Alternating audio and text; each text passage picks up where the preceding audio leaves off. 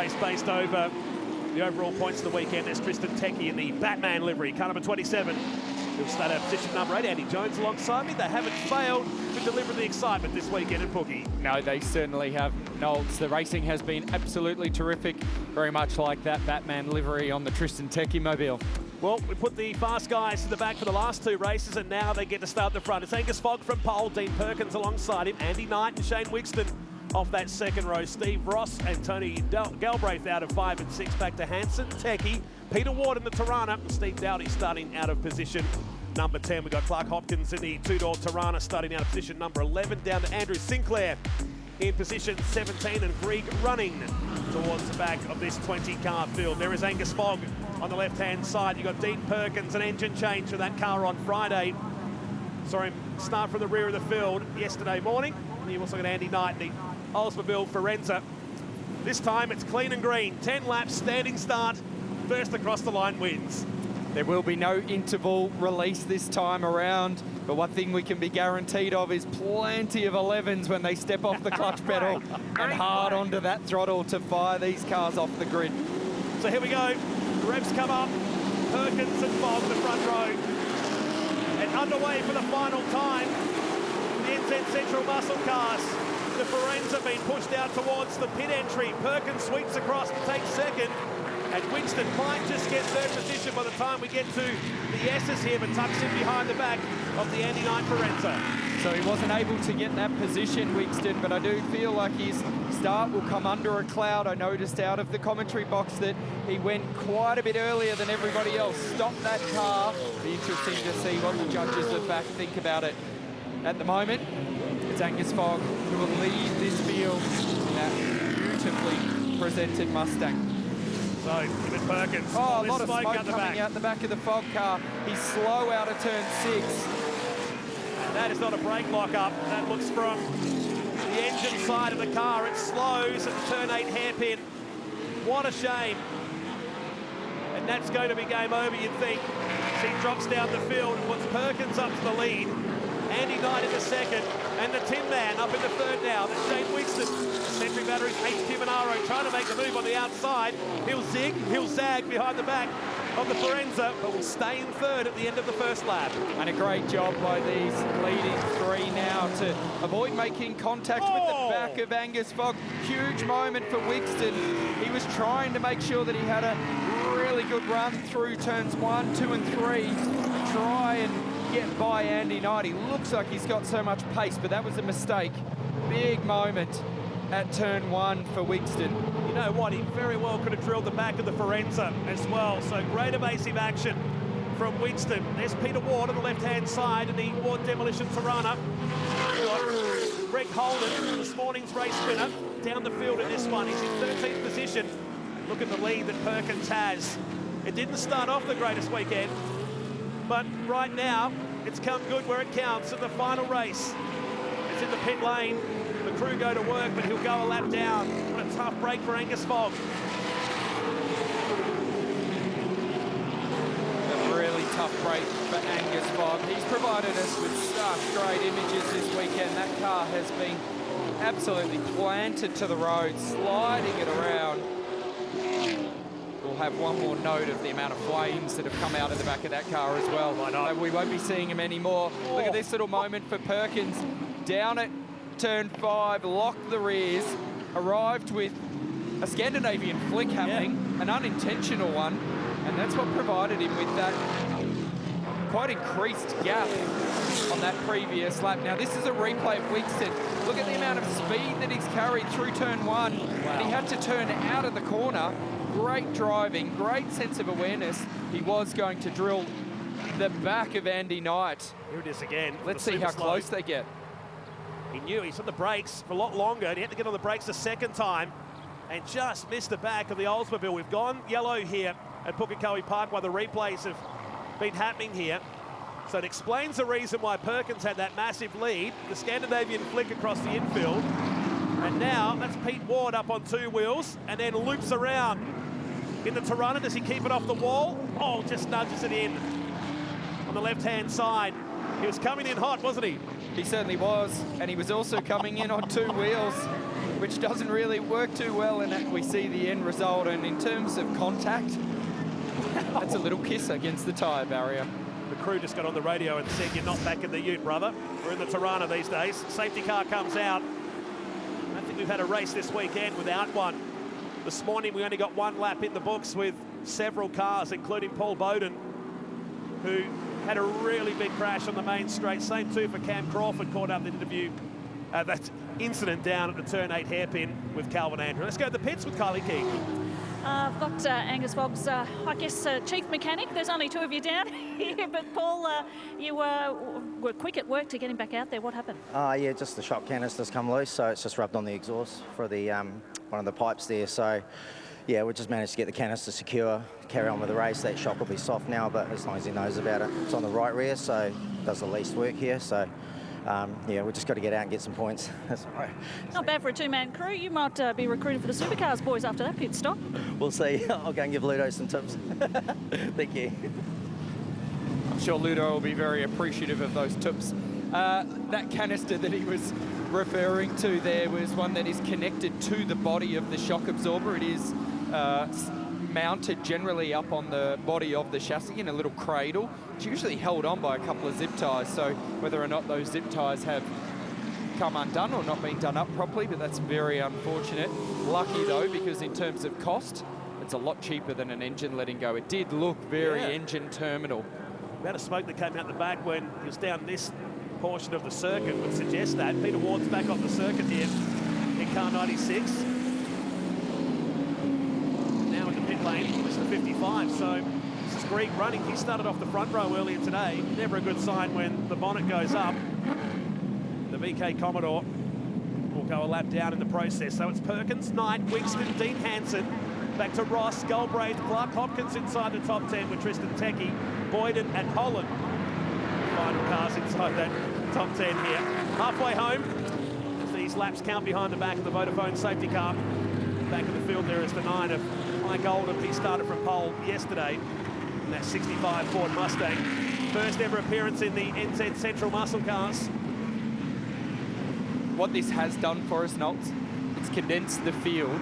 It's brought Wigston back onto the rear of Andy Knight, and we saw before he's got more pace.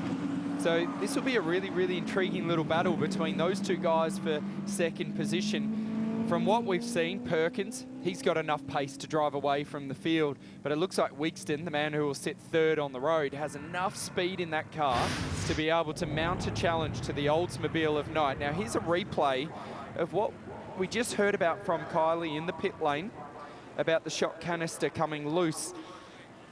I'm not 100% convinced that that is just the only issue going on here, because, okay, there'll be some tyre rubbing if it was that canister, and it will produce some smoke.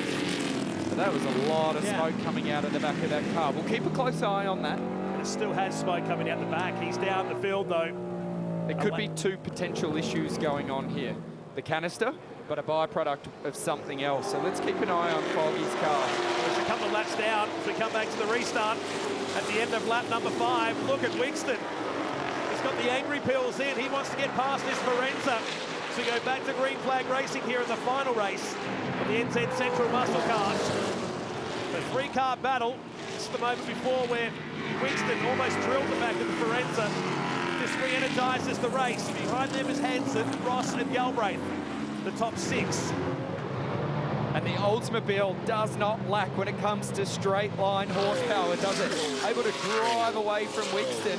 He's actually keeping up with Perkins here, which is abnormal. Does Perkins have an issue from running off the road before? He's going off again. No, was able to keep it on the road.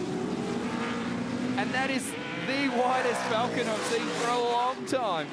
That was cool. He just got the edge of the grass, straightened the XD Falcon up, but now gives Andy Knight a real shot at taking the lead here. This 77 model, a really rare car in the Central Muscle Cars, but now fighting for the race lead with the ex-police car of Dean Perkins.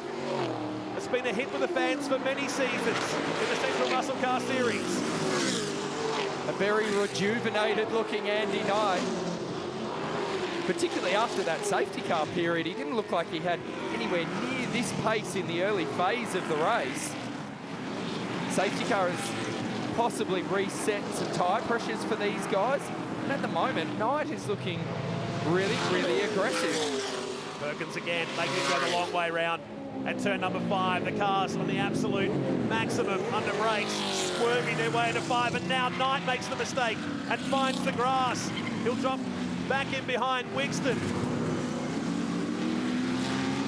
So that's released Wigston. We thought that Wigston had enough speed to be able to hold on to the back of Knight after the safety car, which he wasn't able to do, but little mistake from Knight, being forced to go round the outside. Here's this Batman livery. That's Tristan Tecchi. He's up in 8th position. Fogg is, in fact, 2 laps down here. Just trying to make sure that that issue is being cleared with J.A. Russell entry. Big flash of flame once again. Here's the replay, the run to turn number 5. Perkins was on the limit. And then the Forenza. And this was part 1 just before. And look how the edge of the grass actually straightened up the Falcon. And then part 2 of this battle. A little bit deeper this time for the car on the right-hand side, and would find the grass outside, bowls are wide, moves back into 3rd. And when Perkins is going that defensive and you feel like you've got a little bit of momentum and offensive on your side in the form of Andy Knight, you've got to try something. So you go round the outside, but that was an unfortunate mistake. Smoke seems to have sorted itself out from the back of Angus Fogg's car. We're back to getting some flame out. So possibly that issue with the canister all sorted out. Rincar at the hairpin with Tristan Tecchi through the right-hander. So Fogg just picking the cars off. Not in this battle. Tecchi grabs a gear. Let's go for a lap around Pukekohe Park with the number 27. And Fogg up ahead is a couple of laps down. This is going to be some great viewing on the run to turn 1. Just keep an eye on the back of Fogg's car up ahead. You'll see some really cool flames being shot out the back of it, about mid-corner, right about now, with a little bit of fuel overrun. And if you missed the story earlier today on the livery of Tristan Tecchi's car, it has this really cool Batman detail to it. And from the wide shots, it actually looks like it could do with a rag being wiped over it. It just looks a bit dirty, but from up close, there is a really cool amount of detail in the wrap of that car, like somebody's printed some photos over the top of it. Great story. So there's Fogg going past Clark Hopkins, and this is actually a change of position, maybe, as Tecchi asks the question down at turn 5 on Clark Hopkins. These guys battling for 7th and 8th on the circuit. Well, Dean Perkins has a 1.3 second advantage over Wigston, who runs 2nd, Knight, who runs 3rd, Hansen 4th, and Ross continues to run in 5th. 2 laps remaining here. And the final race of the NZ Central Muscle Cars at the ITM Auckland Super Sprint. These guys have really turned on a show for us this weekend. All up and down the field, we can find these great little battles.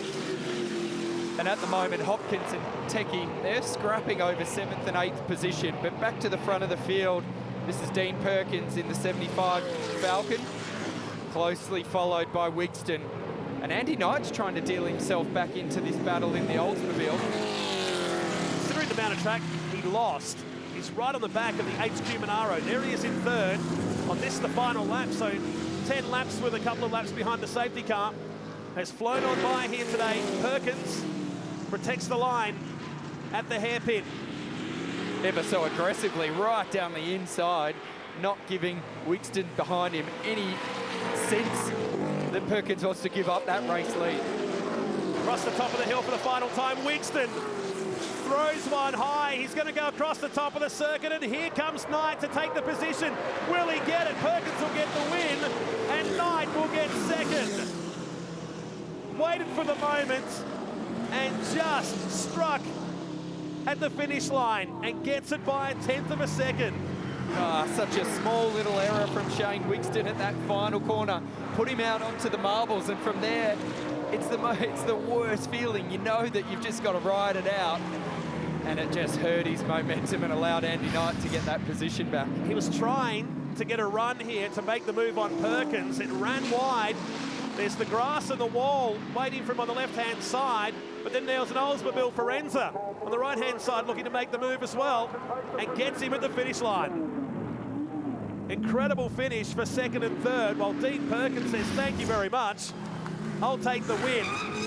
And now we'll celebrate what started off as a tough weekend for the Red Falcon. He lives locally here in Pukekohe. They took the car back to the workshop on Friday afternoon. They missed qualifying and ends the weekend with victory in the final race of the NZ Central Muscle Cars, with no less than 18 cars getting ready to be shipped across to Australia to contest with the Touring Car Masters at Mount Panorama in a few weeks' time. It's Dean Perkins with the win, Andy Knight in second, Shane Wixton third.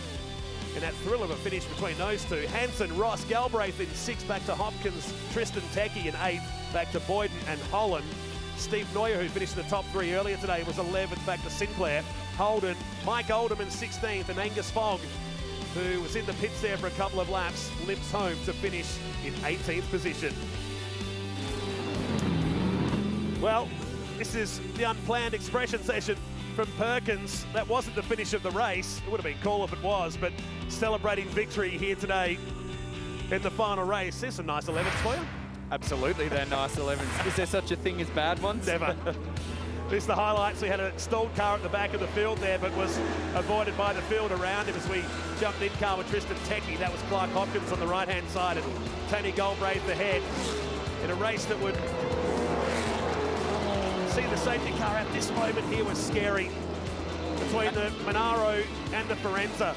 And it was that second attempt to just push the brake pedal there so that Wixton didn't make contact that ultimately led to the rear of the car getting light. Speaking of rear of the car getting light, Ward found himself on two wheels going through turn two, which quickly snapped around and spat into the outside fence, and a little kiss on the fence. He got that car back on the circuit though, but a lucky moment. This was part one of the battle between the two red cars at turn number 5. It was Perkins that ran wide the first time. Then Andy Knight tried the same stunt, but came up short. He ran out of racetrack, found the grass on the outside of 5. Motorsports version of a forced error there for Andy Knight. He was one out, one wide, and I can guarantee you that was not aero push for Wixton. There's no sign of aero on these cars.